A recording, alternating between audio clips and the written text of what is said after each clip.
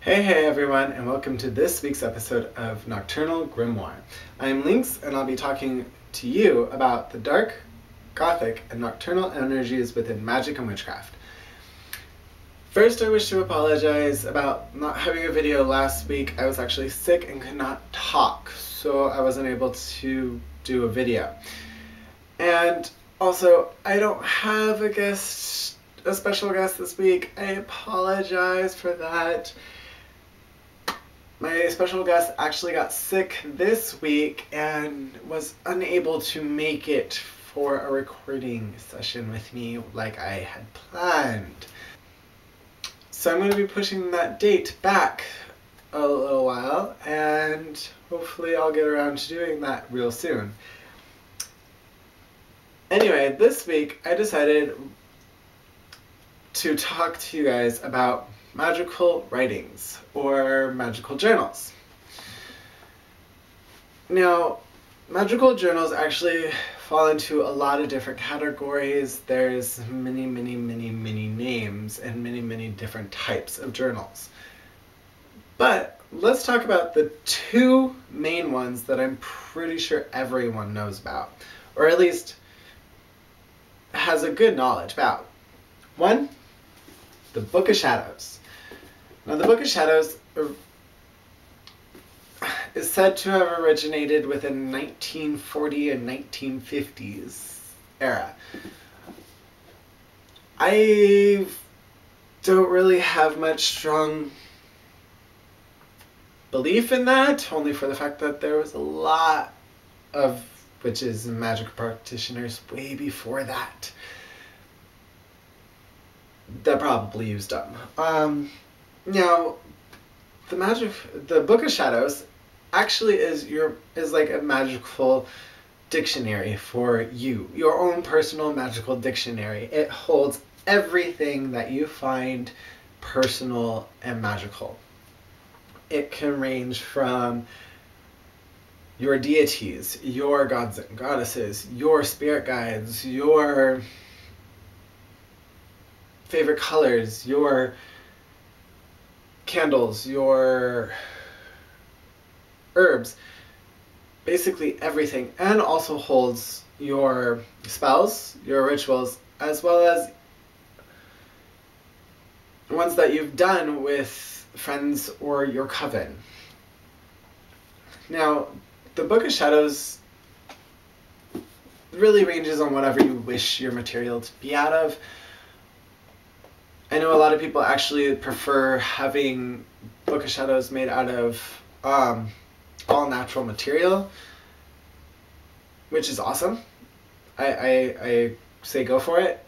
I have a hard time writing on anything, so I kind of go for something that I can get that's a little cheap, but at the same time looks nice. My Book of Shadows is actually a sketchbook. It's a sketchbook. I actually have nothing filled in it yet, mostly for the fact that I also have the most common of Book of Shadows, which is called the random paper.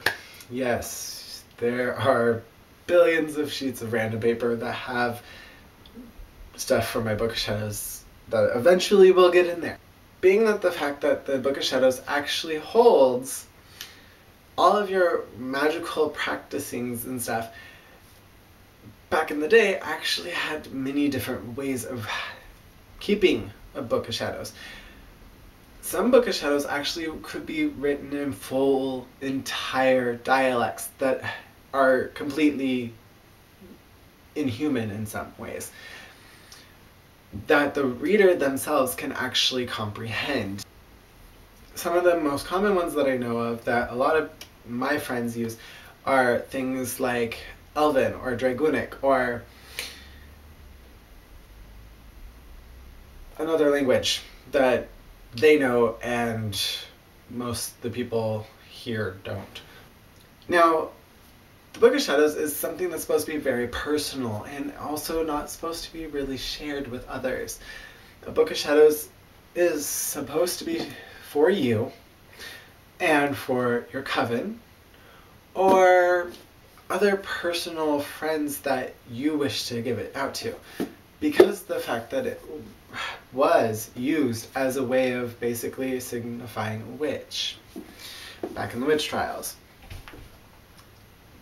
What they used to do back then when those times were happening was actually burn the books themselves, like burn the full books and completely erase the evidence.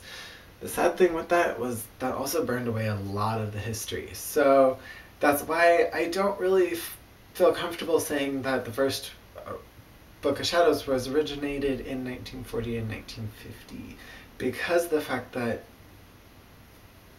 a lot of books were burned back then. Now the next book that some of you may know, at least a good portion should know, is the Grimoire. Now the Grimoire is another magical book that's basically similar to the Book of Shadows. Now the only difference is that the Grimoire is actually mostly just set on things that you do, like the ingredients for a spell, how to make a talisman, what you need for a ritual. Basically, it's all the step-by-step instructions. Unlike your Book of Shadows, where you have everything. This has more of just the recipes. So, a good example is dictionary, cookbook. There we go. The Grimoire is more of a cookbook, in a sense. Now my Grimoire, I actually use lined paper for the fact that I actually like keeping everything in order, but it also helps with making lists as well as writing down step-by-steps. So I use lined paper in a book that's kind of small enough to travel with me wherever I go. Now, your Grimoire can be anything that you wish as well. I even have pieces of paper. Yes, pieces of paper are common for a lot of magic practitioners who wish to keep documentation. Now, the Grimoire is also one of the things that are kind of personal, but at the same time, it's also like, because it is kind of like a cookbook, it is easily shared.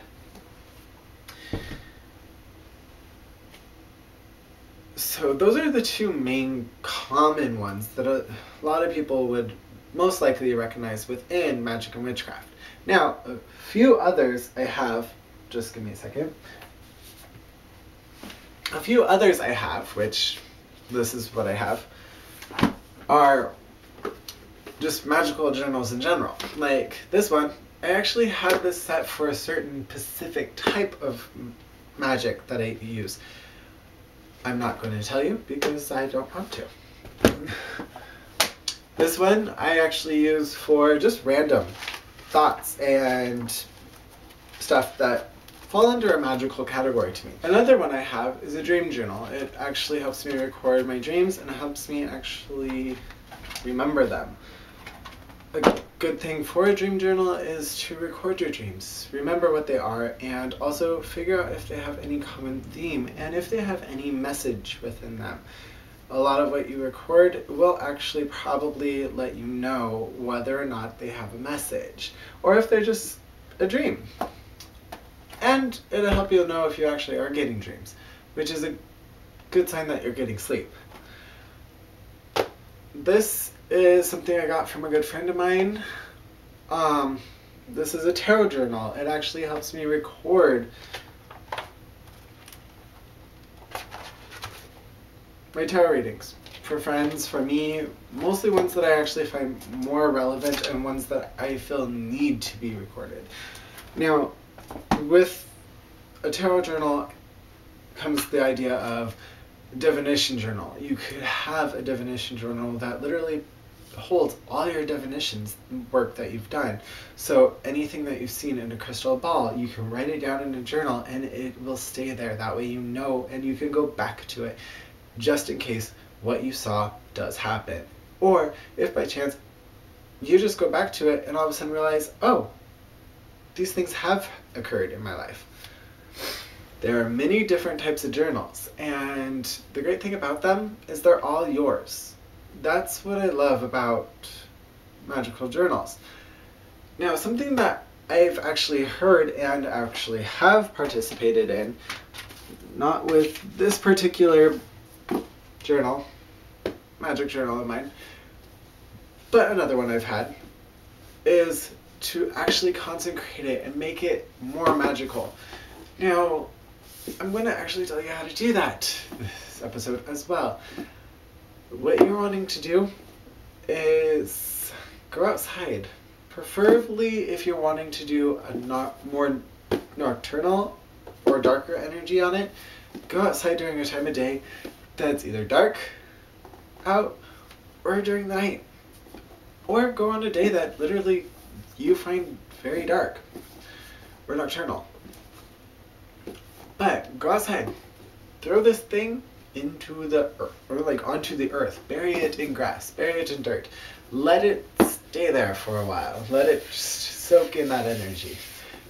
Next, toss it into the air a few times, let it be fully open, of course, that way it flaps around and all that other wonderful things. If a page falls out, a page falls out, that's meant to be. You can put it right back in, I know. I've done it. Another thing is to splash it with water. You can fully submerge it. You just don't know how bad that hurts my soul saying. You can fully submerge it, but submerge it long enough to where it gets wet, gets out, and is able to dry. Or it's not going to work for you at all, because you probably damaged it beyond anything. And next, let it get a little fire on it, just a little, not throw it into a, don't burn it, don't throw it into a bonfire. If you do, throw it through a bonfire, like make it go like straight through the flames. Don't let it hit anything, just make it go straight through the flames, that way it looked like it jumped over the bonfire, just like you do on certain Sabbats.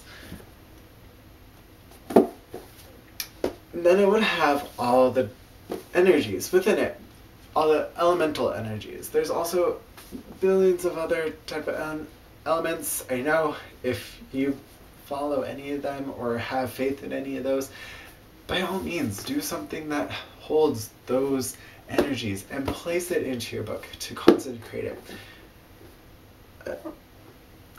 And then it's basically consecrated in all the energies which are that you have done, so it has more magic behind it. Other ways of doing that is actually just meditating with it. Helps consecrate the book, helps charge it with your energy. Anyway, make your magical journal yours. It is your personal journal. And take from everything around you and put it in there.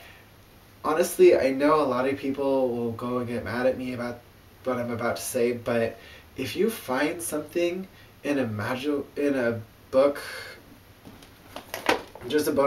just any old book, that you find magical and it literally calls to you, place it into a writing journal. It's not like you're going to publish it. If you do publish it, take it out because you know it's copyrighted, but if you're not going to publish it, keep it. It is yours. It is something that you needed, and it is for your magical writing. I will not stress that enough. On whatever you feel needs to be in your magical writing, place it in your magical writing because it is your magical writing. Now, that concludes my episode for this week, and I hope you enjoyed it, and I hope that you actually have some fun actually creating some wonderful magical writing journals, or have fun just actually creating the journal themselves. I do know a few ways to make them. Have yet to do them. Maybe one day I will do one with you. Anyway, merry meet and merry part, and merry meet again, my friends. Blessed be.